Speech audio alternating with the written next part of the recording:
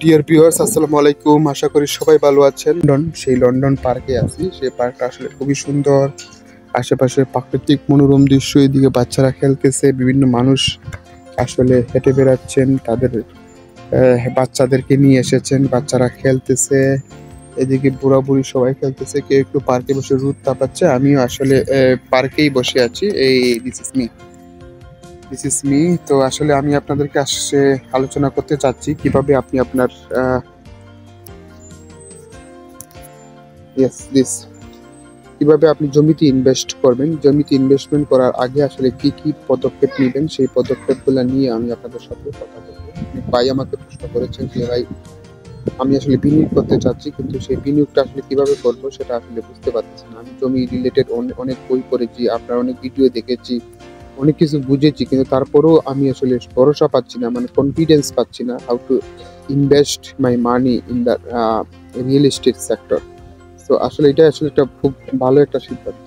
তো আমি আপনাদেরকে আসলে বলবো যে প্রথম অবস্থায় আপনি আগে মাইন্ডসেট করেন, আমি আসলে জমিতে বা রিয়েল এস্টেটে বিনিয়োগ করতে চাচ্ছি। তবে সেই রিয়েল এস্টেটে বিনিয়োগ করবার আগে আপনি আপনার লোকেশনটা সিলেক্ট করে নেন। লোকেশনটা সিলেক্ট করে নিন। তো লোকেশন যদি আপনি সিলেক্ট করে থাকেন, আসলে আপনি এই মুহূর্তে কত টাকা বিনিয়োগ করতে চাচ্ছেন, এই মুহূর্তে আপনার কত টাকা আসলে আপনি বিনিয়োগ করলে আপনার জন্য বিনিয়োগ করাটা আসলে সুন্দর হবে। এখন কথা হচ্ছে, আপনার যে মানিটা আছে সেই মানিটার 1/3 মানি আপনি কি করতে পারেন, বিনিয়োগ করতে পারেন। 1/3 মানি মানে করেন আপনার কাছে 10 লাখ টাকা, তাহলে আপনি 3 থেকে 3.5 লাখ বলতে সর্বোচ্চ 4 লাখ টাকা আপনি বিনিয়োগ করেন। সেটা হচ্ছে, এটা একটি গ্রামের সাইডেই হোক, দূরেও হোক, তারপরে আপনি সেই দিকে বিনিয়োগ করেন। কেননা আপনার 10 লাখ টাকা এই মুহূর্তেই বিনিয়োগ করে আসলে আপনি পস্তাবেন। কারণ একটা বিনিয়োগ করে দেখেন, আপনার ফিলিংস বুঝেন, আপনার মানসিক যে অবস্থা সেটা বুঝেন।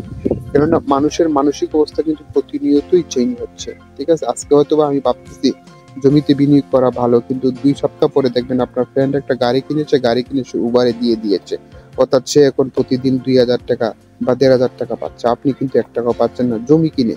এই যে আপনার একটা টেন্ডেন্সি, আপনার একটা কষ্ট মানে থেকে গেল, আপনি কষ্ট পেলেন, মানে আপনার কাছে আসলে খুব বেশি একটা যে মানে অপশন নাই এই মুহূর্তে জমিটা বিক্রি করে দিয়ে আপনি কি করবেন, সেই জমিটা কিনবেন। তো এইটাই হচ্ছে মুদ্রা কথা। আমি আপনাদেরকে এই জিনিসটাই বোঝাতে চাচ্ছি যে আপনি আপনার জমি কেনার আগ্রহ আছে, ভালো কথা, আপনি 1/3 মানিটা ইনভেস্ট করেন। এটা হচ্ছে first and foremost condition. Second is that আপনি আসলে যে ইনভেস্ট করেছেন সেখান থেকে আসলে আপনি কি পরিমাণ লাভবান হচ্ছেন, কিভাবে লাভবান হচ্ছেন, সেইটা আপনি আসলে ফাইন্ড আউট করেন। ঠিক আছে, আপনি দেখেন অন্য কোনো সেক্টরে ইনভেস্ট করা যায় কিনা। কেননা জমিতে ইনভেস্ট করার একটা ড্রব্যাক হচ্ছে, আপনার এই মুহূর্তে টাকা দরকার, আপনি কিন্তু এই মুহূর্তে জমিটা বিক্রি করে টাকাটা ক্যাশ করতে পারবেন না। বাট সামহাও আপনি যদি একটা গাড়ি কিনেন, গাড়িটা কিন্তু এই মুহূর্তে বিক্রি করে দিয়ে আপনি কিন্তু সেই টাকাটা পেয়ে যেতে পারেন। অ্যান্ড নাম্বার টুটা হচ্ছে যে আপনি যদি গরু কিনেন, এই মুহূর্তে যদি মনে করেন একটা খামার করেন, সেই খামারটা আপনি করলেন, সেই খামারটা করার ফলে কি হইলো, যে আপনি কিন্তু সেই খামার থেকে একটা একটা একটা অংশ পাচ্ছেন। হ্যাঁ, খামার থেকে মানে গরু হয়তোবা দুধ দিচ্ছে, হয়তোবা মাংস মোটাতাজাকরণ করে আপনি কি করেছেন, বিক্রি করে ফেলেছেন। এই যে দেখেন, আপনি যে বিক্রি করে ফেললেন, তাহলে কি আপনার এই টাকাটা ক্যাশ হয়ে গেল।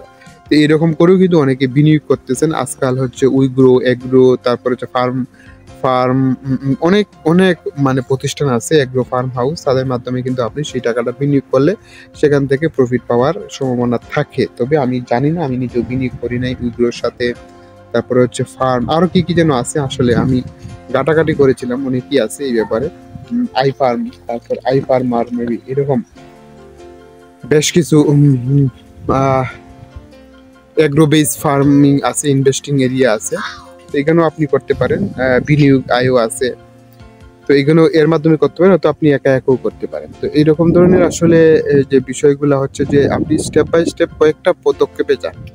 হ্যাঁ, আপনি মনে করেন ওই যে ওয়ারেন বাফেট বলেছিলেন না, যে আপনার সমস্ত ডিম এক ঝুড়িতে রাখবেন। এক ঝুড়িতে রাখলে হচ্ছে কি, যে আপনার যদি মনে করেন ভেঙে গেল, তাহলে সবগুলাই ভেঙে গেল। হয়তো আপনি হয়তো 10 লাখ টাকা আছে, পুরো 10 লাখ টাকায় ল্যান্ডে কিনে ফেলেছেন, কিন্তু সেই ল্যান্ডের দামটা বাড়েনি। এই মুহূর্তে আপনি চাচ্ছেন একটা কফি শপ উদ্বোধন করবেন, অথবা একটা কফি শপ বা একটা গাড়ি কিনবেন, গাড়ি কিনে উবারে দিবেন, বা আপনি আপনার ড্রাইভার আছে সে চালাবে, আপনার ফ্যামিলি নিডনেস ফিল আপ হবে। দ্যাট সাইড বাই সাইড আপনি কি করলেন, সেটা কিন্তু আপনার নিজের, এবং ভাড়া দিলেও সেখান থেকে আপনি একটা প্রফিট পাচ্ছেন। সেই আসলে ইয়া থেকেই আপনি আর যাচ্ছেন।